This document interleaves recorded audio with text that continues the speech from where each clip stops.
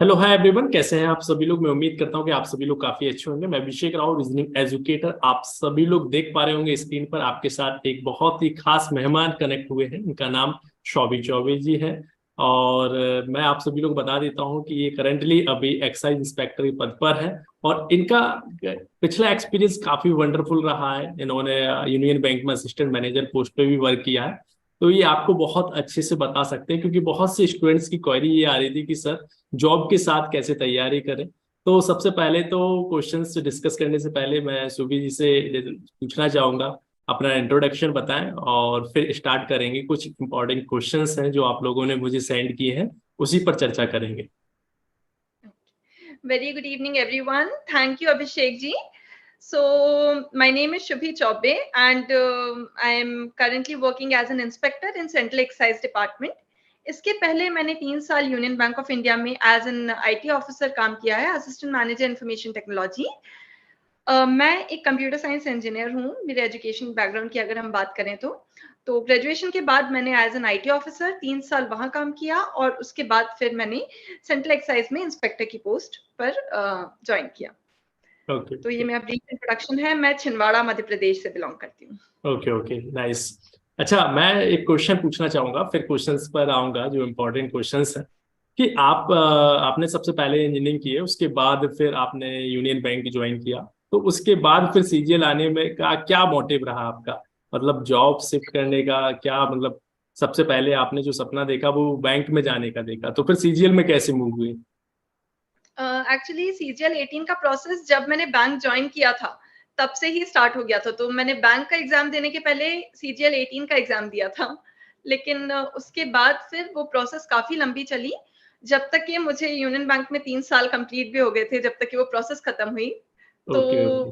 पहला एग्जाम तो SSC CGL ही दिया था, बट उसके बाद फिर उसके जो उस समय और लंबा प्रोसेस होता था, tier 1, tier 2, right right tier 3, tier 4। तो वो होते होते इतना समय निकल गया। तो राइट। इनिशियली मेरा मोटिव एसएससी ही था। अच्छा अच्छा। तो मतलब अभी आप जो करंट जॉब में हैं, ये आपकी ड्रीम जॉब थी? जी, एक्चुअली मेरे ब्रदर इन जो गवर्नमेंट एग्जाम्स हैं और इन सभी की प्रिपरेशन वो भी कर रहे थे, तो उनसे मुझे काफी मोटिवेशन मिला इसके लिए। अदरवाइज जो कंप्यूटर साइंस इंजीनियरिंग के बाद आप ये होता है कि आप प्राइवेट सेक्टर में आपको जो प्लेसमेंट हो जाता है।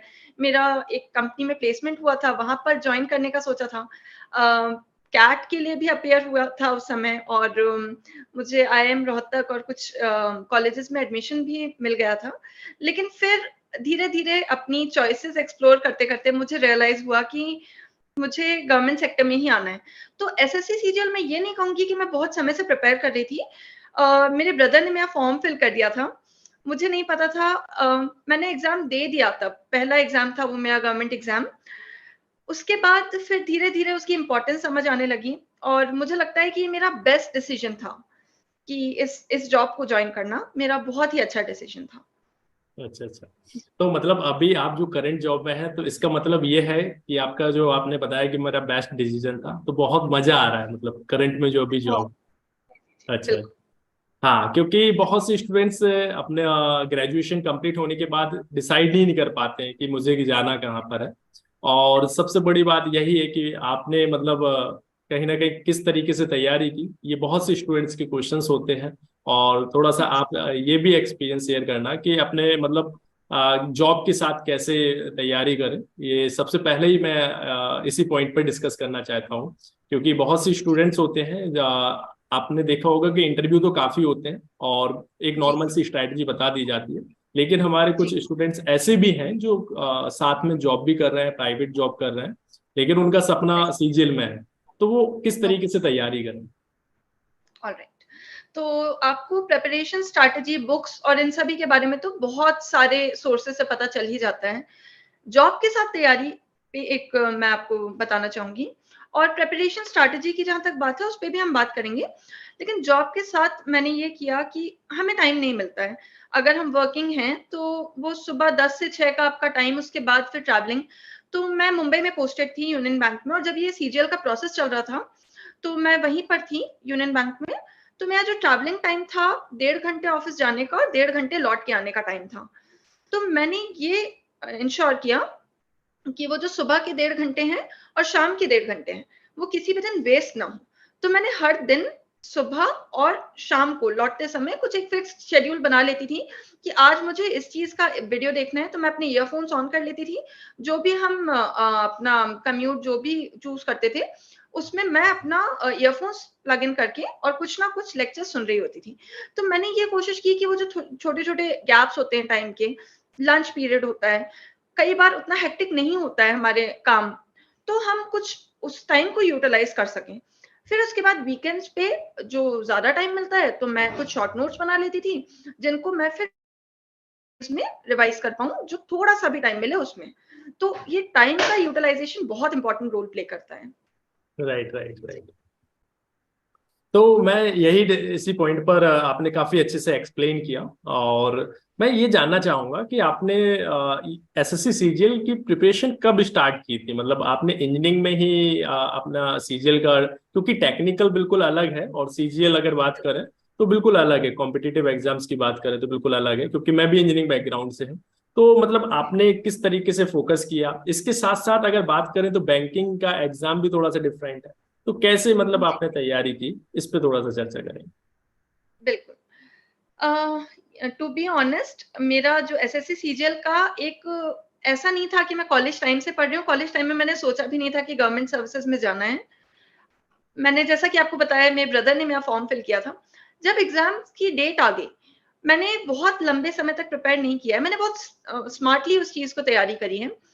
मैंने बैक ट्रैक किया। सबसे पहले मैंने मॉक टेस्ट अटेम्प्ट किया और देखा कि कौन-कौन से वीक एरियाज़ हैं। मैं कहती हूँ कि अगर आप बहुत ही ज़्यादा आपका कोई एरिया वीक है, तो भी आपको पता तो चले कि आपको काम किस पे करना है।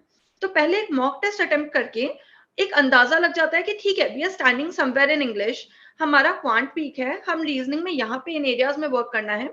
पहले समझ आ जाए कि करना क्या है। एग्ज़ाम की तैयारी के पहले ज़रूरी होता है, एग्ज़ाम आपसे माँगता क्या है उसकी तैयारी। उसको समझो कि एग्ज़ाम आपसे माँगता क्या है।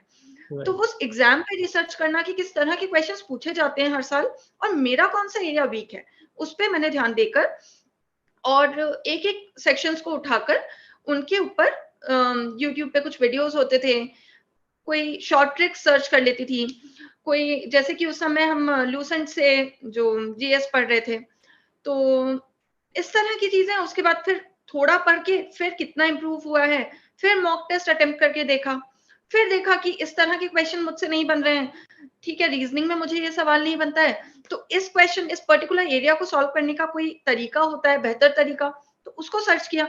तो मैंने कोई एक किताब या एक सोर्स के ज़रिए तैयारी नहीं की थी और अलग-अलग जो सोर्सेज़ हैं, इस तरह से मैं इंडिविजुअल एरियाज़ को लेकर तैयारी करती थी।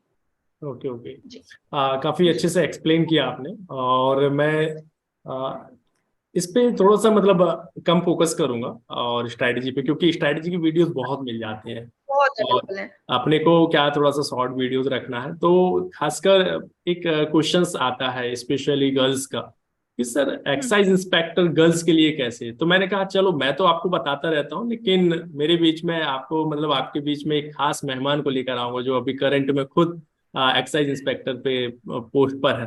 इससे पहले मेरे साथ अभी एक्साइज इंस्पेक्टर ऑलरेडी मैंने एक इंटरव्यू लिया था, लेकिन वो ओके, आप बहुत अच्छे से एक्सप्लेन कर सकते हैं, क्योंकि आप ऑलरेडी पहले से ही पोस्ट पर हैं और गर्ल्स भी हैं, तो आप बहुत अच्छे से समझा भी सकते हैं। तो मैं बिल्कुल। सबसे पहला क्वेश्चन यही है कि एक्साइज इंस्पेक्टर में लड़कियां कम क्यों दिखती हैं। मैंने जितना ऑब्जर्व किया, तो ये बताइए। बिल्कुल सही कह रहे हैं आप। इसके पहले जो मेरी जॉब थी, वहाँ पर मेरे ख़्याल से जितने लड़के थे, उतनी ही लड़कियाँ थीं। इनफैक्ट लड़कियाँ ज़्यादा थीं हमारे बैच में। बट जब हम ने ये पोस्ट जॉइन की और अभी हमने अपने ट्रेनिंग डेज़ में देखा, 86 लोगों की ट्रेनिंग हुई, उसमें से सिर्फ़ 6 लड़कियाँ थीं और 80 बॉयज़ थे। तो वो एक जो जेंडर डाइवर्सिटी है, वो बहुत स्क्यूड है इस पोस्ट पे। ऐसा नहीं है कि इन जनरल वर्किंग वुमेन कम है। इन जनरल लेडीज ऑप्ट नहीं करती हैं काम करना, ऐसा नहीं है, लेकिन एक्साइज इंस्पेक्टर की जॉब में बहुत स्क्यूड मुझे जेंडर डाइवर्सिटी दिखी। तो लोगों को जहां तक मुझे समझ आया है, कुछ गलत फहमी होती हैं कि जैसे कि इस पोस्ट में आपको अनसेफ हो सकता है आपके लिए, कि आपको रेड पे जाना पड़ेगा, हो सकता है आधी रात को आपको कहीं जाना पड़े, हो सकता है आपको आउट स्टेशन ट्रैवल करना पड़े। तो इस तरह की मिसकंसेप्शंस बहुत हैं कि हमारे लिए अनसेफ होगा। तो वो एक बहुत बड़ा फैक्टर है जिसके कारण लड़कियां ऑप्ट नहीं करती हैं। लेकिन मैंने जितने महीने से यहाँ पर काम किया है, ये बात मुझे समझ आई है कि कोई भी ऐसी परेशानी आपको नहीं जाती है। जितने रूल्स रेगुलेशंस हैं गवर्नमेंट के, वो तो हैं ही हैं, साथ में आपका स्टाफ इतना कोऑपरेटिव होता है, वो खुद आपको ऐसी जगह पर, ऐसी सिचुएशंस में, ऐसी ऑड सिचुएशंस में नहीं डालने की कोशिश करेगा। आपको इस तरह की पोस्टिंग भी नहीं दी जाएगी जो आपके लिए आफत हो। आपको कोई अगर अनसेफ एरियाज हैं तो वहां नहीं भेजा जाएगा, या भेजा जाएगा तो इतने लोगों के साथ जो आपका ख्याल रख सकें। तो राइट। बहुत अच्छी तरह से आपका ध्यान रखा जाता है, ऐसी कोई दिक्कत नहीं आती है। जो मिसकंसेप्शंस हैं वो बिल्कुल भी आप दिमाग से निकाल दें। बहुत ही बेहतरीन जॉब है, और लड़कियों के लिए भी। इसमें डेस्क जॉब भी है। रेट पे जाने की अगर हम बात कर रहे हैं तो ठीक है, it's possible once in a while आपको जाना भी पड़े, लेकिन अगर आपको जाना पड़ता है तो पूरा स्टाफ होता है, आपके सुपरिटेंडेंट्स होते हैं, आपके असिस्टेंट कमिश्नर होते हैं, बहुत बड़ा स्टाफ होता है आपके साथ जो जाता है, पूरी टीम होती है, and they take care of you, so you don't need to worry about it at all. Right, right. यही एक क्वेश्चन रहता है, मैंने और भी लोगों से पूछा। तो मैंने कहा एक्साइज इंस्पेक्टर क्यों ज्वाइन नहीं, बोले सर सेफ नहीं है, रेट पे जाना हाँ, पड़ता है। तो राइट। वही मैंने सोचा कि एक ये बहुत ज्यादा क्वेश्चन था, मैं ऑब्जर्व भी कर रहा था काफी टाइम से, तो मैंने सोचा आपसे डिस्कस किया जाए, और आप इसको बहुत अच्छे से एक्सप्लेन कर सकते हैं। तो आप मतलब कुछ ऐसा बताइए जिससे मतलब गर्ल्स को मोटिवेशन आ जाए कि हाँ अब एक्साइज इंस्पेक्टर बनना ही है। ठीक है, जी बिल्कुल। सबसे पहले तो जो लड़कियां जॉब ही ऑप्ट नहीं करती हैं सोचकर कि उनके लिए मुश्किल होगा, बहुत सारी चीजें होती हैं, ये बात गलत नहीं होगी अगर मैं कहूँ तो, कि बहुत एक बड़ा पोर्शन है अ, हमारे देश में लड़कियों का जिनको उतना सपोर्ट फैमिली से नहीं भी मिल पाता है, कि वो अपने बच्चों को, बच्चियों को बाहर भेजने में डरते हैं कि बहुत दूर घर से पोस्टिंग मिलेगी तो आप जॉब मत करो पढ़ाई के बाद। तो वो सपोर्ट होता है कि नहीं मिल पाता है, तो उस कारण से भी लड़कियां पीछे हट जाती हैं। तो आपको ये बात समझनी होगी कि आपको पोस्टिंग भी इस तरह से दी जाती है मोस्टली जब तक बहुत एक्सट्रीम केस ना हो, एक्सट्रीम रिक्वायरमेंट ना हो। ये चीज है, वो इतना ध्यान रखा जाता है कि आपको बहुत दूर ना भेजें आपके घर से, अनसेफ एरियाज में ना भेजें। तो वो आपके लिए कंसर्न नहीं होना चाहिए। दूसरी बात, आप अगर एक जॉब ज्वाइन करते हो, दो चीजें होती हैं, एक वर्किंग और एक नॉन वर्किंग। अगर आप काम नहीं कर रहे हो, I truly respect that, that's your choice. लेकिन एक और चीज होती है कि being self sufficient is a very good feeling. तो मेरा ये कहना है कि आपने अगर इतनी पढ़ाई लिखाई करी है तो आप जॉब बिल्कुल ऑप्ट करें। एक्साइज इंस्पेक्टर की जॉब की अगर मैं बात करूं, तो यहाँ पे आप देखेंगे वर्क प्रोफाइल इतनी इंटरेस्टिंग है, इतने डाइवर्स एरियाज में आप काम कर सकते हैं। आपके पास मौका होता है कि आप डिपार्टमेंट ऑफ रेवेन्यू इंटेलिजेंस में भी जा सकते हैं आगे जाकर। आप ईडी भी ज्वाइन कर सकते हैं। ज्वाइन एज आपको डेप्यूटेशन पे भेजा जाता है, कुछ प्रोजेक्ट्स के लिए भेजा जाता है। अगर आप इंटरेस्टेड हैं तो आप सीबीआई में भी जा सकते हैं। इतना कुछ है इस एक जॉब में कि वो हमें भी ट्रेनिंग में पता चला। जब हमारे पास जो हायर ऑफिशियल्स होते थे डीआरआई के, even director general of police, सारे जो हायर ऑफिशियल्स हैं उन्होंने आकर हमको एड्रेस किया ट्रेनिंग में, और हमें बताया कि हमारी अपॉर्चुनिटीज कितनी हैं। तो हम सभी इतना ज्यादा अपने डिसीजन को लेकर खुश हुए कि हमने सही फैसला लिया है इस पोस्ट को ऑप्ट करके, क्योंकि इसमें लिमिटलेस पॉसिबिलिटीज हैं, लिमिटलेस अपॉर्चुनिटीज हैं। एज पर योर इंटरेस्ट आप कस्टम में पोस्टिंग हो सकती है आपकी, आप रेंज में पोस्ट हो सकते हो, बहुत सारी चीजें हैं। तो उस पर भी हम बात करेंगे। लेकिन हाँ, आपने जितनी भी चीजें सोची होंगी, ये जॉब आपको मैक्सिमम चीजें बिल्कुल देगी और आप सेटिस्फाइड रहेंगे अपनी जॉब से। तो बिल्कुल आप ऑप्ट करें इस जॉब के लिए। Right, right. चॉइस में लोग इसको नीचे रख देते हैं कई बार।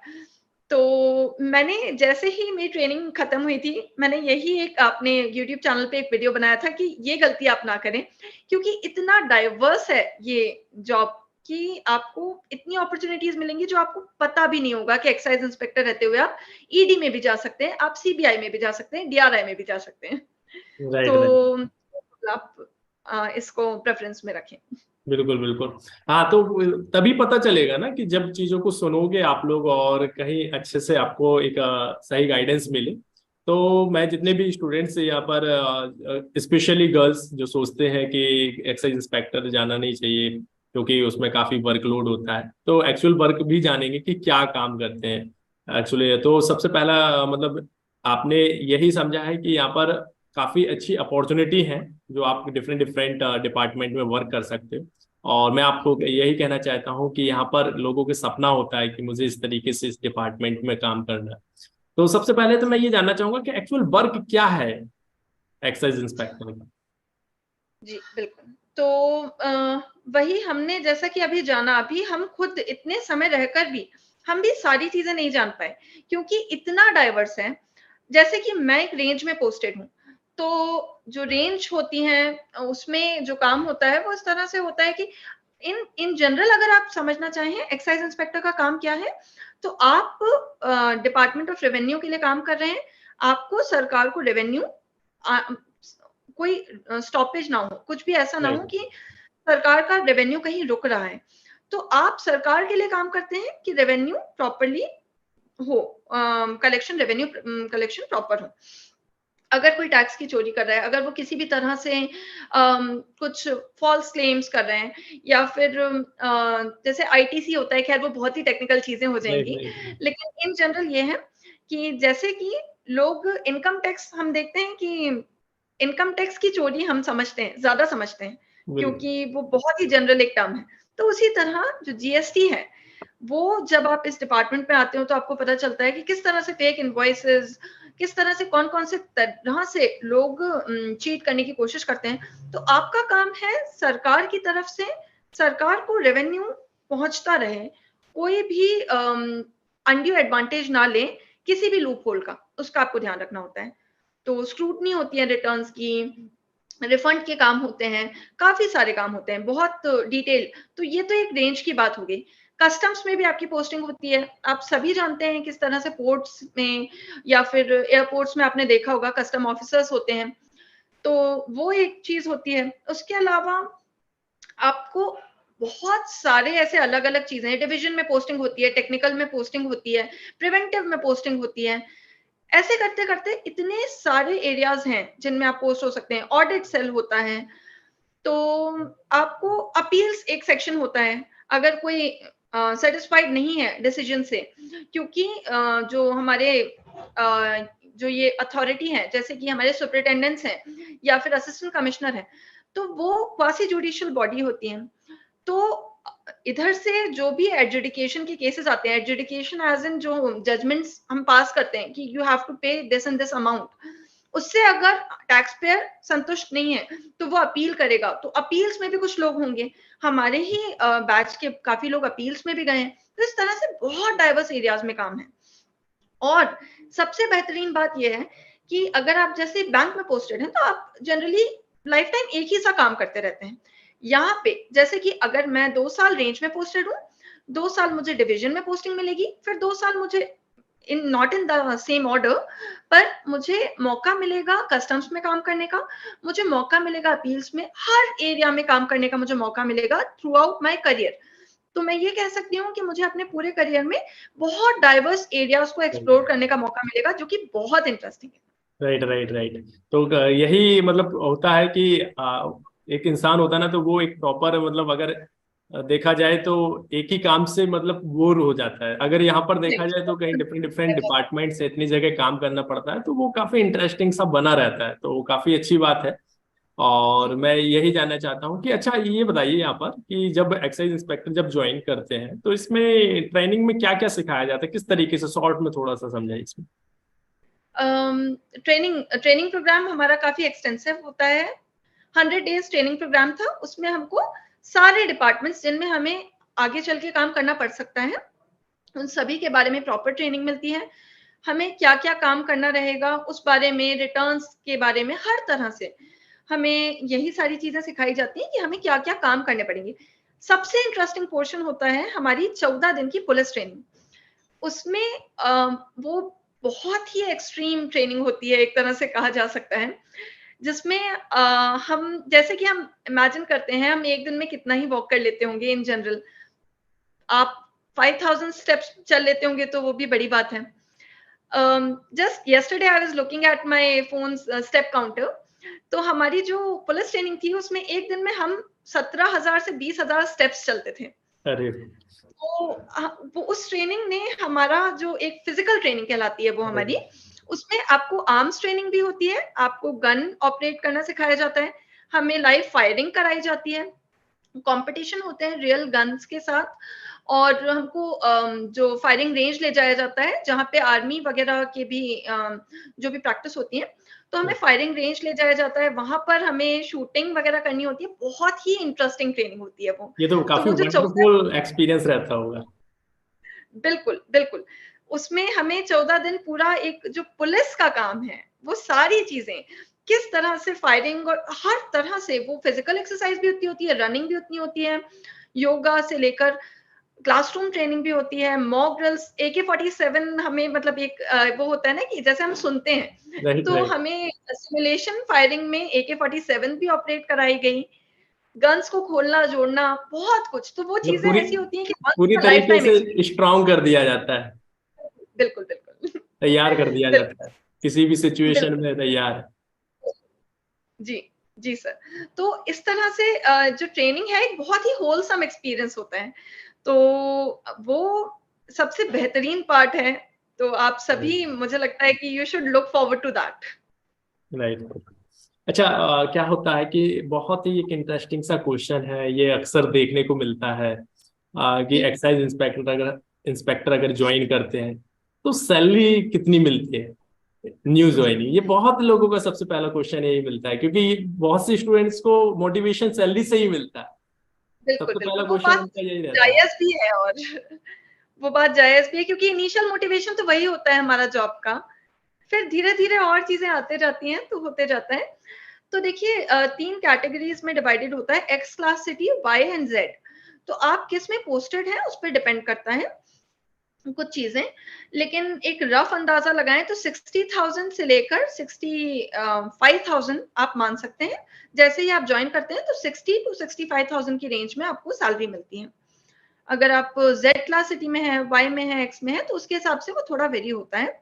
But it's around 60 to 65,000 right in right. hand, in hand, and that's after deducting the other things. So it's 65,000 almost. Okay okay. काफी अच्छा है, अभी अगर देखा जाए तो काफी अच्छा पैकेज, अच्छी सैलरी है। और जी मैं सर। थोड़ा सा ये भी जानना चाहूंगा कि इसमें थोड़ा सा आप प्रमोशन का आइडिया बताइए कि क्या किस तरीके से इसमें प्रमोशन होते हैं इसमें। प्रमोशंस का थोड़ा सा कंसर्न, बीइंग ऑनेस्ट, जो इस डिपार्टमेंट में बहुत फास्ट प्रमोशंस तो अभी नहीं है। तो प्रमोशन एक नेगेटिव पॉइंट है इस डिपार्टमेंट में अभी। सीनियरिटी बेसिस पे होता है पहले, लेकिन जो था सिनेरियो उससे काफी इम्प्रूव हो गया है। पहले काफी स्लो थे प्रमोशंस, मतलब 20 साल लग जाते थे इंस्पेक्टर से सुपरिटेंडेंट बनने में। अब 6 इयर्स, 5 टू 6 इयर्स में आप इंस्पेक्टर से सुपरिटेंडेंट हो सकते हैं। तो राइट या 6 टू 7 इयर्स आप बोल सकते हैं। थोड़ा स्लो है, राइट राइट। लेकिन वो सिचुएशन अब इम्प्रूव हो रही है राइट, धीरे-धीरे। और भी फैक्टर्स पे डिपेंड करता होगा प्रमोशंस। क्योंकि प्रीवियस बैच कितना बड़ा है, राइट तो राइट। पहले जब उनका प्रमोशन होगा सीनियरिटी बेसिस पे, क्योंकि सब कुछ होता है, तो वो बैच पे भी डिपेंड करता है। लेकिन अब काफ़ी इम्प्रूव हो गया वो सिचुएशन। तो धीरे-धीरे आप जब तक जॉइन करेंगे, वो 5 साल में इंस्पेक्टर टू सुपरिटेंडेंट आप एक्सपेक्ट कर सकते हैं, 5 टू 6 इयर्स। राइट। मैं यहाँ पर एक बार सीरियल में ये भी देखता हूँ कि जैसे ही कोई बैच निकलता है तो हर बार कहीं ना कहीं लोगों की प्रेफरेंस बदलती है। कुछ जो रैंकर्स होते हैं वो सबसे पहले टॉपर्स होते हैं, वो अभी कुछ दिनों पहले एमईए का क्रेज चल रहा था, फिर इनकम टैक्स का बना। तो जी, जी। क्या मतलब कहना चाहोगे इस पे, मतलब या मतलब सभी मतलब जितने भी डिपार्टमेंट्स हैं कहीं ना कहीं अपने आप में कुछ अलग खूबियां रखते हैं, तो इस पे क्या बिल्कुल, बोलना बिल्कुल। चाहोगे। देखिए हर इंसान की अपनी एक प्रेफ़रेंस होती है। जैसे जो लोग दिल्ली में रहना चाहते हैं, वो एमईए ऑप्ट करते हैं। जिनको अपने घर के करीब पोस्टिंग चाहिए, वो ये देखते हैं फिर कि उस साल जो वैकेंसीज़ हैं, वो उस एरिया में किस पोस्ट की हैं। कुछ लोगों की प्रायोरिटी होती है कि सैलरी ज़्यादा हो जहाँ, कुछ लोगों राइट की, जैसे कि हमारे पास एक एएओ की भी पोस्ट है, वो गेज़ेटेड पोस्ट है। तो कुछ लोगों की वो भी होती है प्रायोरिटी। तो it totally depends upon your priority. हर जॉब ही अच्छी है, तो आपकी प्रायोरिटी पे डिपेंड करता है कि आपको क्या चीज़ ऑप्ट करनी है। कुछ लोगों को प्रमोशंस का भी एक फैक्टर होता है कि जैसे एमईए में फास्ट हो जाते हैं फिर भी प्रमोशंस। जॉइनिंग आने पे भी अगर आप बात करें तो एक्साइज की कंपैरेटिवली स्लो है। तो जॉइनिंग भी एमईए की काफी फास्ट जॉइनिंग मिल जाती है। तो इस तरह की चीजें हैं, उस पर डिपेंड करता है। लेकिन हाँ, आपका इंडिविजुअल जो भी केस है उसके हिसाब से आप ऑप्ट करें, राइट कोई भी जनरल व्यू पे ना जाएं। Right right. तो अच्छा, इस पे ये भी जानना चाहूंगा कि एक्साइज इंस्पेक्टर सिलेक्ट होते हैं, ठीक है, ज्वाइन कर लिया, तो क्या क्या बेनिफिट्स हैं एक्साइज इंस्पेक्टर ज्वाइन करने के बाद, क्या क्या फैसिलिटी मिलती है, इस पे थोड़ा सा जी चर्चा जी, करेंगे। ओके। देखिए, जैसे कि बैंक में होता था, बैंक में वो पर्क्स वाला साइड ज्यादा होता था। जैसे राइट बैंक में हमको कन्वेंस अलाउंस होता था, लाइक 45 लीटर्स पेट्रोल आपको हर मंथ, बट वो चीजें इधर पे नहीं है। इधर पे सैलरी कंपोनेंट जो होता है उसी में सारा एचआरए वगैरह मिलाकर ही आपको, जो 65,000 मैंने आपको कहा, वो सब कुछ मिलाकर ही होता है। तो यहाँ पे वो पर्क्स वाला उतना ज्यादा नहीं है, लेकिन हाँ, आपको वर्दी के लिए हर साल 10,000 रुपए मिलते हैं। ओके तो ओके। क्योंकि ये आप सभी को पता होगा कि वर्दी वाली ये पोस्ट है एक, तो राइट इसमें आपको वर्दी खरीदने के लिए 10,000 रुपए हर साल मिलते हैं। उसके अलावा फिर अगर आपको कहीं टूर पे जाना है तो फिर आपको टीएडीए मिलता है। जो भी आपके एक्सपेंसेस हैं वो उसमें कवर हो जाते हैं।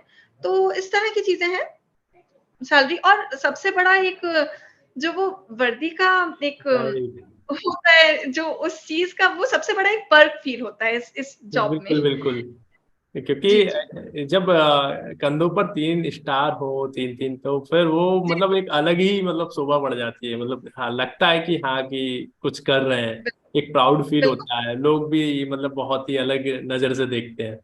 तो बिल्कुल ये सर। कहीं ना कहीं मतलब, और अगर जॉब से कंपेयर करें तो इसका मतलब कहीं ना कहीं बहुत लोगों से अलग, रिस्पेक्ट या खुद में सेल्फ कॉन्फिडेंस इतना मिलता है कि हाँ, अच्छा लगता है। बिल्कुल सर। आ, मैंने 3 साल बैंक में भी जॉब किया, that was a very good job, no doubt. उसके अपने पर्क्स थे, बट मुझे जब मैंने यहाँ पर जॉइन किया तब मुझे पहली बार ऐसा फील हुआ, although that was also public sector bank, but यहाँ जॉइन करने के बाद मुझे फील हुआ कि ये सरकारी नौकरी वाली जो फीलिंग होती है, जो प्रॉपर, राइट राइट। जो आप वर्दी पहन के ऑफिस जा रहे हैं, जो एक अलग चीजें होती हैं, तो काफी मुझे अच्छा लगा ये। Okay okay. अच्छा, मैं ये भी जानना चाहूंगा थोड़ा सा कि एक्साइज इंस्पेक्टर मतलब होता क्या है, इन लोगों को दोनों मतलब दोनों वर्क होता है, डेस्क जॉब भी रहता है और फील्ड में भी जॉब रहता है, तो कितना कैसे मतलब थोड़ा सा इसको डिफाइन करोगे, क्या कितना काम किसी फील्ड में कब जाना पड़ता है, कैसे क्या? जी, डिपेंड करता है कि अगर आप किस चीज में, किस एरिया में पोस्टेड हैं। जैसे अगर आप रेंज में पोस्टेड हैं तो आपको फिजिकल वेरिफिकेशन के लिए कभी जाना पड़ सकता है। उसके अलावा बहुत ज्यादा आपका फील्ड वर्क जब आप रेंज में पोस्टेड होते हैं तब नहीं होता है, डेस्क जॉब भी होता है उस समय। अगर आप दूसरे एरियाज में पोस्टेड हैं, ऑडिट वगैरह में, या फिर अगर आप प्रिवेंटिव में हैं, तो उसमें आपको काफी ज्यादा ट्रैवल करना पड़ता है, काफी आना जाना पड़ता है। तो डिपेंड करता है, और कोई भी एक पोस्टिंग आपकी परमानेंट नहीं है। 2 साल सेंसिटिव पोस्ट जो होती हैं, जिसमें आपका डायरेक्ट पब्लिक से इंटरेक्शन होने वाला है, उसमें आपको 2 साल ही रखा जाता है, फिर आपको शिफ्ट कर दिया जाता है नॉन सेंसिटिव में। तो जो नॉन सेंसिटिव है वो तो प्योरली डेस्क जॉब है। जो सेंसिटिव पोस्टिंग होती हैं, जैसा कि मैंने आपको बताया प्रिवेंटिव हो गया, तो राइट। आपका टैक्स पेयर से डायरेक्ट इंटरेक्शन होगा। रेंज में भी आपका डायरेक्ट इंटरेक्शन होता है टैक्स पेयर से। तो इसमें बहुत ज्यादा तो नहीं, लेकिन जैसे कभी आपके पोर्टल पे आ जाता है आपको फिजिकल वेरिफिकेशन के लिए जाना है, तो वो पीवी के लिए आप जाएंगे, जो भी टैक्स पेयर का लोकेशन है, आपको फिजिकली जाके वेरीफाई करना पड़ेगा कि ये पार्टी वहां एक्चुअली है या नहीं, किसी तरह कोई फ्रॉड तो नहीं है, कुछ ऐसा तो नहीं है। तो इस तरह की चीजें, बट बहुत ज्यादा तो नहीं रहता है। ऑडिट वगैरह में रहती हैं चीजें। Okay okay.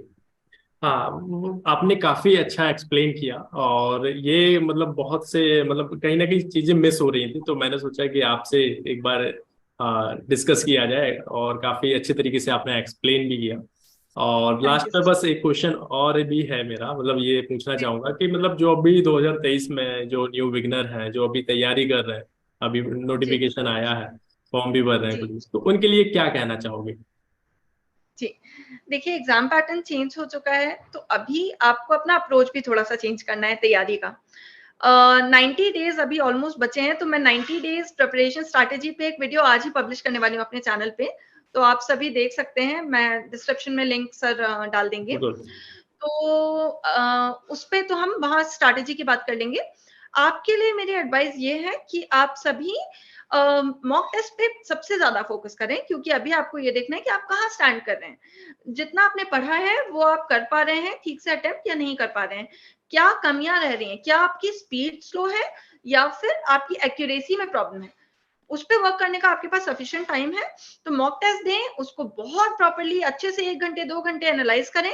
क्या गलतियाँ की, सही किया तो क्यों किया, तुक्के से तो नहीं किया, और गलत किया तो क्यों गलत किया, और नहीं बना तो क्यों नहीं बना। सारी चीज़ें, क्या मेरा कॉन्सेप्ट गलत था, क्या मेरा कॉन्सेप्ट कमज़ोर था, और अगर नहीं था तो गलती क्या हो रही है। गलतियाँ लिखें अपनी सारी। आज गलती लिख लोगे तो एग्ज़ाम में नहीं होगी। तो राइट। अपनी गलतियाँ जो-जो एग्ज़ाम में कर सकते हो वो आज ही लिख लो और उन पे काम करो, बस। बिल्कुल बिल्कुल। सबसे पहले वही है ना कि अपने आप को चेक करिए, आप कौन सा आपका बिल्कुल, सब्जेक्ट स्ट्रांग है, कौन सा वीक है, और अपनी कमियों को नोट डाउन करें।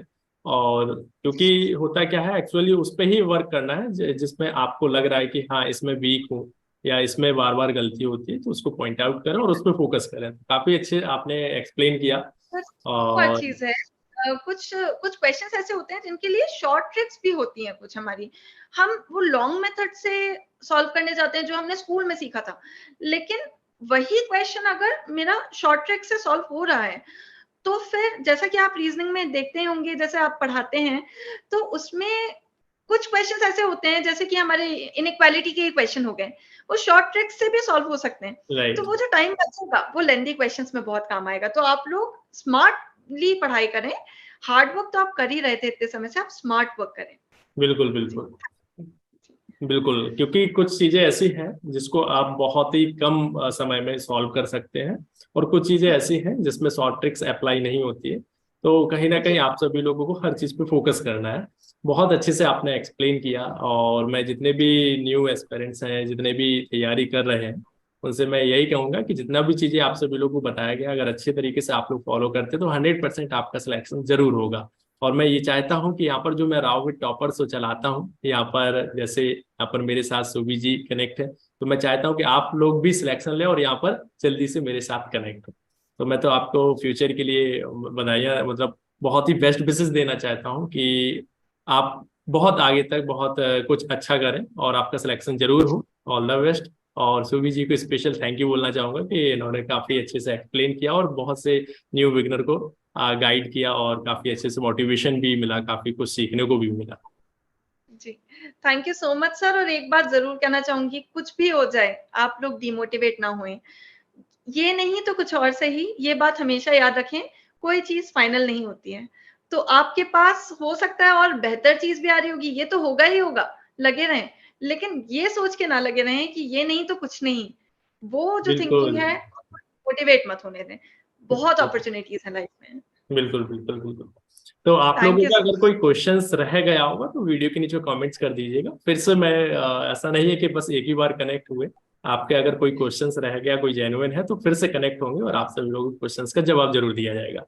तो सभी लोग जितने ज़रूर। भी चैनल पर न्यू है, चैनल को सब्सक्राइब करते रहें। Okay, take care, thank you.